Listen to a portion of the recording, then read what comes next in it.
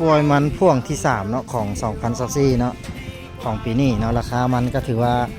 ลงไปนับมือเนาะสาเหตุก็คือ1แหละ2 1มาเนี่ยก็คือบรรดาร้านมีการแข่งขันกันแล้วก็บรรดาโรงงานไทยก็แจ้งลงตลอดเนาะเฮ็ดให้ราคามันตกต่ำและ2มาก็เรื่องสำคัญสุดก็เรื่องความซื่อนี่แหละพี่น้องพยายามตากแห้งๆเนาะให้ได้ประมาณ 5-6 แดดเท่าแหละแต่หักเบิ่งแก๊บๆนะคันจับเบิ่งนุ่มๆจับเบิ่งยังห่อนๆอยู่นะแสดงว่ามันยังบ่แห้งเนาะคือแบบนี้ก็ยังบ่อยากผ่านนี่นะขนาดเบิ่งคำนี้ยังบ่อยากผ่านนะพี่น้องไปวัดเบิ่งความซุ่มมันตกอยู่10 18 17 18เขาก็บ่เอาเลยนี่ใครเอาย่าน13 14เนาะพี่น้องตากแห้งๆมาในเด้อคันอยากให้ราคาดีต่อไปนะแต่ในราคามันตกต่ำกว่านี้เนี่ยผู้ปลูกและสิท้อแท้สิ้นหวังนะพวกค่อยซื้อนะได้อยู่ดอกนั่นแหละก็ซื้อไปแล้วก็บาทขาดทุนก็มีบาทเหลือแน่ก็มีแต่ว่า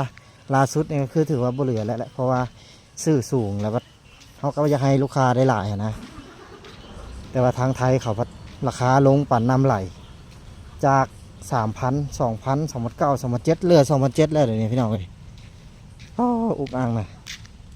สันก็มีแต่พยายามตากแห้งๆจะเอามาขายเด้อคันอยากได้ราคาดีนะพี่น้องอยากให้มันราคาดีอยากให้มันเป็นราคาปีต่อไป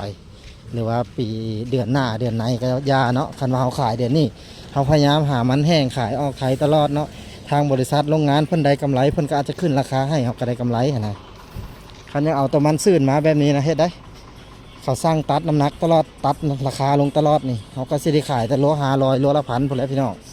ภาษาแลอยากให้มันดีก็ต้องเฮ็ดดีให้เขาก่อนเนาะ